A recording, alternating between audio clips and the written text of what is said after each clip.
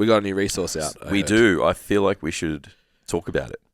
Go on some places Probably. today. So new resource. So this time of the year, most I don't know about you, but a substantial part of my book, photo shoots, getting getting lean for summer, those types of things. So fat loss is on the minds. Yep. And it's probably the most simple concept to think about applying, but it is 100% the most difficult thing to sustain. Yep. There's obviously all these different ways to do it. There's a lot of this preconceptive idea that it's going to be easy. Social media suggests that you don't have to do X and Y. So you know what? I thought, let's lay it out. Let's clear up the bullshit.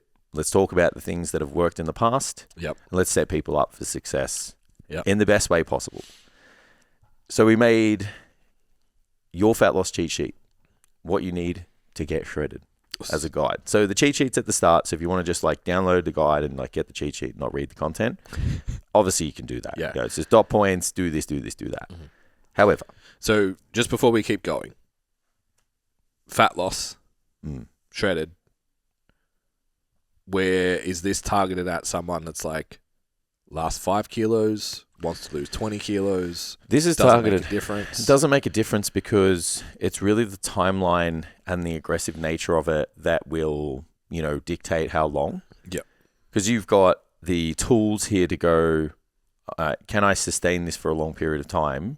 Yes. All right, that's setting you up for long-term fat loss success if you have a large amount to do. Yep. And then it's also well, here's some ways to manage some of the side effects that come with dieting for long periods of time or extreme dieting. Yep. If you were to push for that last, 5 kilos or whatever, which is obviously always, quite challenging. Yeah. So everything in here is, all encompassing in terms of setup and strategy and, ways to apply it. But the first place that we go is just understanding the reality of trying to get lean, which is the make or break in my opinion. I don't know about you, but if you go into something and you think it's going to be easy and it's not, it's that's already it's rough. a major uphill grind, eh? Yeah. So I was just set the tone from the start.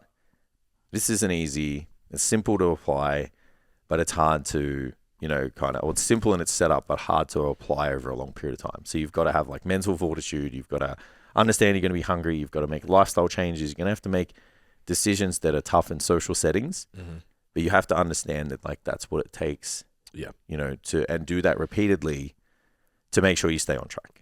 So we really hit the mindset part straight from the get-go. Yeah.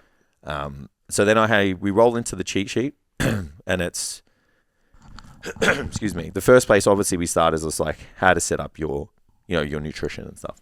So we've gone with this mindset and expectation part of it. And then it's okay, well, where do I start with the calories? Where do I start with the macros? How much of a deficit do I go in? There's multiple ways to do it. And I don't set things up like I have suggested in the guide, but only because it's very easy for a large group of people to just go start with a 20% kind of deficit rather than well, how heavy are you? How heavy do you want to be? That's this much calories, in terms of weight and fat. We're going to divide that by this rate of loss. Hire a coach for that. Correct. Yeah, it's much tougher to go to work out that loss per day, loss per week, and reverse engineer the deficit from there. Yeah. So we're going with find your maintenance. There's formulas in there to work that out, what it could be. Sit there at a 10 to 14 day, kind of period to see if you're maintaining your body weight within a 1-2% range. Yep. And then you just pull 20% of the calories from that. And you can pull them from fats and carbs. You can pull them from carbs. You can pull them from fats. You can do whatever you like. Just keep the protein constant. Yep. So we've got this starting point. And then I suggest that you can kind of go upwards of 30%. I know obviously we can go up a little bit higher than that. Yeah. But it's a good starting point. It's this is not all encompassing, kind of coaching guide. Ladies, keep your fats above 0.8 grams per kilo. Yeah, ladies probably, and it says in the guide 20 to 30% of total calories. So, but make sure fats are 20 to 30% of total calories. So there you go. It's in the dot points. Yeah. Protein about 2 grams, 2.2 grams per kilo. I'd rather go on the higher end because once you put all your protein sources together, it's quality. if you go low the 1.6 and you don't hit all of the complete protein sources, like you're still going to be lower. So you'd rather just go a little bit higher. Yeah. But I actually personally like even more than that, 2.5 to 3 grams, especially if you're big. Yeah. I've just seen it work really, really well. So then we've got this this nutrition part of it set up, like just the numbers. So we've done the maintenance period, we've done the 14 days, and now we're moving into a deficit. So the next part is obviously like putting together like some form of like training plan that's going to help, maintain the muscle mass that we have, and obviously drive us in a direction from an energy perspective that's going to, create this deficit or further create this deficit of calories if we wanted to. Mm-hmm. So strength training is super important, 3 to 5 days per week, depending on your goal. And the goal there is to, it burns a bit of energy, but it also just retains the muscle tissue that you have. Yeah. So if you want to look good, because there's a difference between like dropping fat and weight. Weight loss and fat loss, yeah. Yeah, it's like, I don't know about you, but you see those people who've dropped like 10 kilos, but you can't really see it. Yeah. And it's because they've just dropped everything as a whole. And it's fine, good on them. Like, it's going to help with their health and all that kind of stuff. Yeah, you put a different dress on, awesome. If you want to look athletic, which is what... Correct. If you're paying attention to a podcast like this, probably. You want to look a specific way, have a specific body shape. Yeah. The training's going to help maintain that body shape or help build it. Mm-hmm. And then the diet deficit and potentially like some extra energy expenditure through your training, maybe some steps or cardio, that's going to be the thing that's going to continue to bring the body fat down and bring the weight down. So I've gone with like options for the cardio. Moderate intensity and steady state, I think, is the most efficient, because it's not high intensity where it's like super fatiguing and hard to do. Yep. And then it's not really time consuming, like hitting steps and doing low intensity cardio where you've got to like sit on an hour. Because I know people don't have an hour to train and an hour to walk. Do cardio, yeah. So, 20, 30 minutes, get your heart rate up, about 6 out of 10 in terms of like exertion effort. Mm-hmm. Do that. Track how much time you do, what resistance you do, and you're golden. If you do that 2 to 3 times a week, you should be quite good. Yeah. Along with a baseline of steps, Mm-hmm. Can that be steps? So like if you prioritize like a 40-minute walk or whatever. Yeah. Absolutely can. So there's a lot of options. Like you've got 3 options of cardio, and then you've got another option of activity. Yeah. Because you've got your NEAT that you can just be mindful of. Yeah. And I think with the NEAT, like you just need to make sure like it doesn't go down. Yeah. Because that's like a compensatory mechanism that your body will, move towards to make sure that, we don't lose a lot of weight, because, it understands that that's what happens. Mm-hmm. So it's just like knowing, if your average is 7,500, but you're aware of it, you got to stay there, or above. Yeah. Where like, if you're not aware of it, you'll sit a lot. Yeah. And you won't move a lot and you won't fidget. Mm-hmm. And that's just your body going, well, there's less going in, so there's less happening coming out. But sometimes that's trying to, nullify like a portion of that energy deficit that we're taking from the diet. Yeah. It's very, very smart, very, very efficient. Yeah. It's funny. I did a hour walk last night. Yeah. Got home straight into LJ, rave o'clock, music on, and he wasn't that into it. Yeah. And usually I just like keep walking around with him and whatever, because he's happy to just hang in your arms and just look around at what's going on. Tunes into the music every now and then. Mm. And I was like, I wonder if we can just like get on the mat. So I looked, I'd done 13,000 steps for the day, and I had a different afternoon meal, so it wasn't as full. And I was like, I'm looking for respite. Yeah. Because I've pushed the steps further than normal. The energy balance is there. My body's like, it's time to rest. You need to, and no one's tracking like walking around holding your kid as neat, but my body was like, it was weird. Just a little thought went through my head, like, you're avoiding activity right now. Oh, that's really absolutely. Yeah. There's all those little signals that kind of happen when you have overworked or you're pushing things. It's just like your body's like, bro, sit down. Yeah. I do it a lot. Like if I was doing PTs, I remember doing PTs and I just sit on the chair. Yeah. Like sit on a bench, especially if I train legs. Yeah. Always sit. And I'm like, fuck. That's why I try and do my cardio before legs. Yeah. Because I'm like, I know once I train, it's over. Yeah. Just without even paying attention, I'll just sit. Yeah. Feet up. Legs as fuck. Maybe I shouldn't train legs. Maybe I'll get leaner. That's my life right now. I'm about it. I really should. So then we move to like your recovery and like stress reduction, I guess is the easiest way. Mm-hmm. So sleep is the most important thing, because it's like sleep helps manage the stress levels. It helps energize the body. It helps put it back into a state where it's ready to take on like the rest of the day. So if we don't have that period of deep rest where our body's doing what it's supposed to re-energize ourselves, then we're really kind of pushing shit uphill, for a lack of a better term. So we need to make sure the sleep is good. And this is where you have to really go out of your way, because I know me especially, like now that I'm pushing things with the diet, you're getting the 3 a.m. wake up, the 5 a.m. wake up, your body's hungry, and breaking that sleep up like starts to affect your activity, because you don't want to move much. It affects your training. It affects your decision making. If you're maybe mentally not as strong, you don't have the willpower to stick to your diet. And there's situations where you lean into temptation more than others. Especially if lifestyle stress is high too. Yeah, absolutely. So if you can get a good night's sleep, you do that. You want to make sure you're trying to do the whole sleep hygiene, preparing the routine beforehand, good sleeping environment. Sleep guide in the STCfit app. Absolutely. So that's super important. And then you can lean on some supplementation if you need to. Like I've had to periodically just lean into like some melatonin supplementation and things like that, which has helped a lot once you work out kind of what works for you. So you're not waking up feeling groggy. So that's super important. And then just the stress management. So just like using strategies that help relax you. Because it is really easy. Like when you are heightened, like everything just starts to compound, and then you just become like a stressed mess. So that's where I think, journaling, relaxation techniques, maybe just doing the whole like lying in a salt bath, like just spending time where like you just, just super down rather than just being jacked up and wired all the time. Yeah. What I found really successful for that is like the way I explain it to clients, like how often can we get you in, like obviously we talk about the states of the nervous system and stuff. Yeah. But it's like how often can we get you fucking calm? Yeah. Like how often throughout the day? Because I think for some people, if you put like, you've got to go do the fucking 15 minutes of journaling or whatever every morning, or you've got to go to the float tank or whatever, like they're incredible. And if you have the lifestyle available to you to do that, an hour in a float tank is once a week. Like take your ice bath, do that instead. 99% of people would have a better outcome, in my opinion. Yeah, possibly. Yeah. I used to do, when we were like pumping, like 2019, I used to do every time I sat down in my car, I would do 4 box breath cycles. So like 4 seconds in, 4 seconds hold, 4 seconds out, 4 seconds hold, and 4 rounds. Yep. Every time I either got in or out of the car. Yep. And that meant with split shifts, that was 4 times a day. And then any other time that I noticed I was wound up, I'd just do that. Yeah. And it's just enough to just like pull you back down for a minute.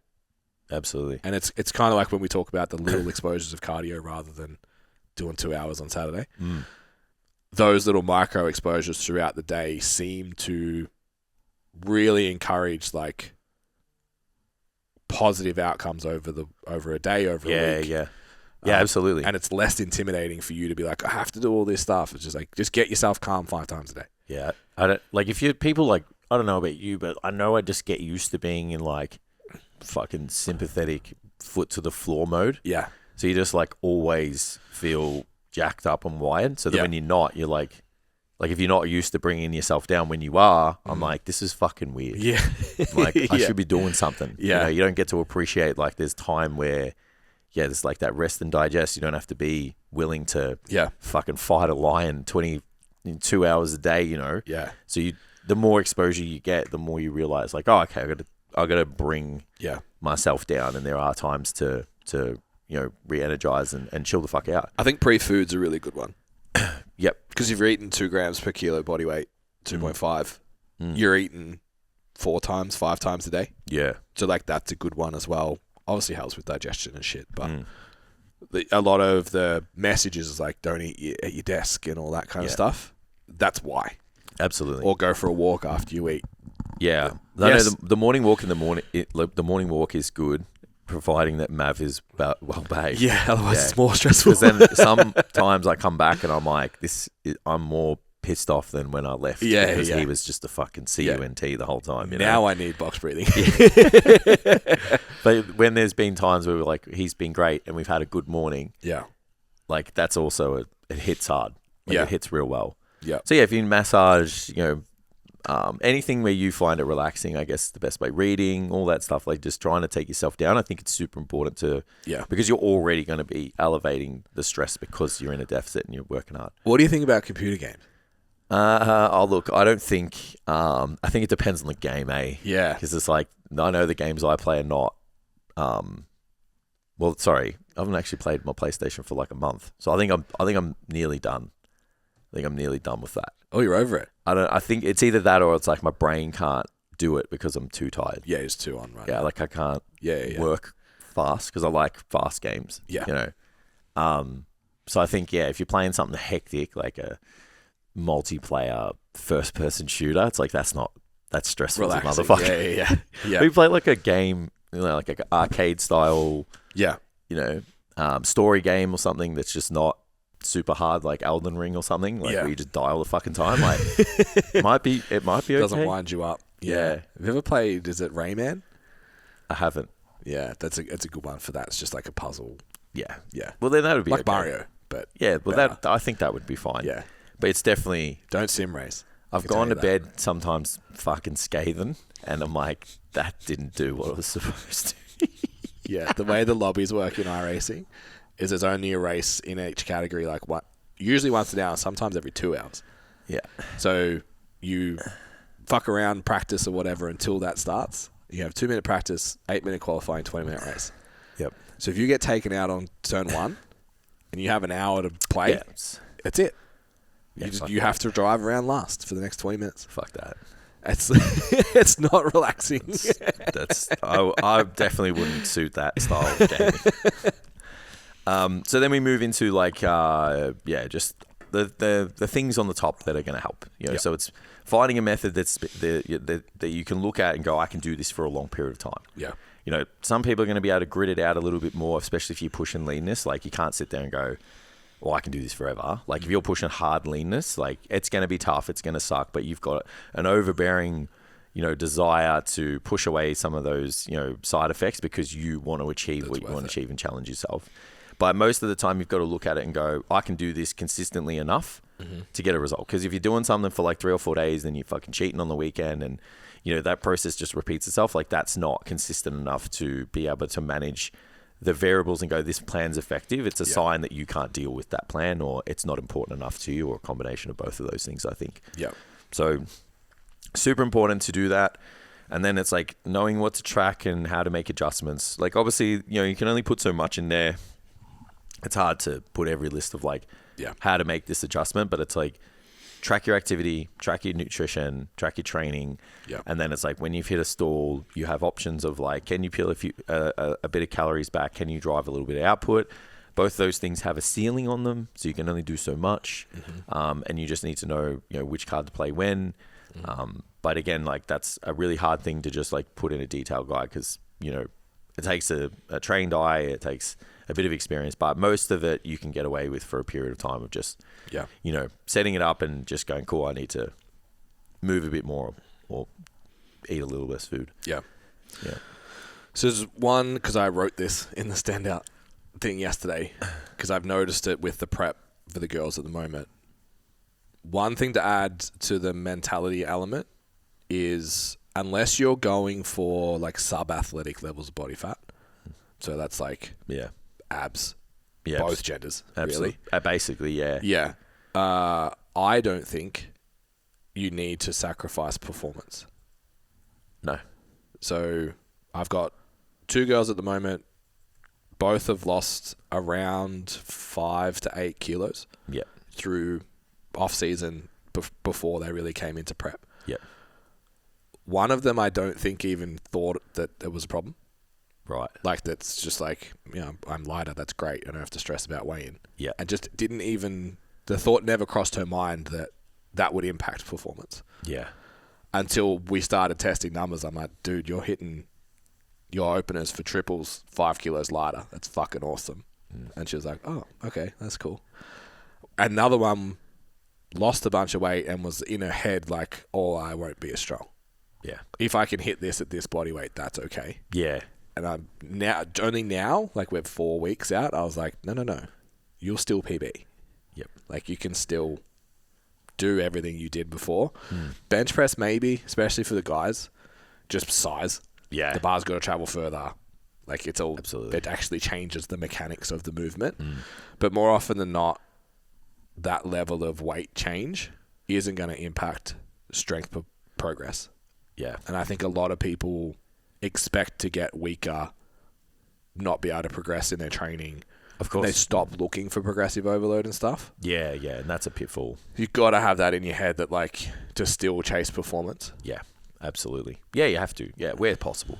Yeah, it gets to a point, obviously, yeah, like you said, once you're super lean, it's going to affect the strength and stuff. But up until then, like, and even then, at every time, you should just be trying to lift as much as you can. Yeah, it's like, find a rep. Like, find something. Yeah, there's other ways to try and look for it. Yeah, I just think going in with the idea that it's going to decrease your performance, or, like, obviously a lot of people I work with, primary goal is stronger, secondary goal is body composition. Or even if it's the other way, that they give up on the stronger part. Yeah. Because they're dieting. It's like, you don't have to. You can still. Yeah, absolutely. Yeah, big. That's a good thing to reference. After that, it's like there's a few strategies just to help manage things. Like, you get to choose, like, time restricted feeding. Using the satiety index to choose foods that are going to do their best at keeping you full and satiated. But obviously, that comes with a caveat. Like, at some point, it doesn't fucking matter. Yeah. Calories are calories. It doesn't matter how much volume's going into your stomach. Like, your body works it out, and they're just like, hey man, we're hungry all the time. It doesn't matter. Like, you ate like a kilo of potatoes. Yeah. For your carbs for the day. Not enough. Yeah. Because trust me, I'm doing it. I'm eating a kilo of potatoes a day. It's not really doing shit. Yeah. But it does help. I'm still obviously. cold. Yeah. I'm freezing. still hungry. So yeah, just like gravitating more towards those foods, gravitating away from high density caloric, palatable food types. It's like they're just gonna play around with your food reward system, increase your desire to want more. So it's about environment. It's about, setting yourself up for success. Like, if you do those things, like, you're going to win. And then just supplementing accordingly as well. It's like there's gaps that you feel because you don't have as much food going in the system. So, it's like just easy stuff, fish oil, multivitamin, creatine, those types of things going to help with your training, help with your recovery, help fill the gaps. And then you look at all of that and it's like, okay, well, this is the plan and this is the most successful thing I can set up that's, in the place directly related to losing body fat, etc. So if you have that, or if you have all those ducks in a row, you set up for success, rather than like, I'm going to avoid this food group, or I'm going to do this wrap, or take this supplement and, fucking put a garbage bag over my body when I go for a walk and shit. Just stuff that people don't understand and get sucked into, or sounds like it's because it's left of center, like it could work. Yeah. It's like, if you take this guide and implement everything and think about a strategy that's going to work for you, like, you're literally on the most successful path to, losing the body fat that you want. Yeah.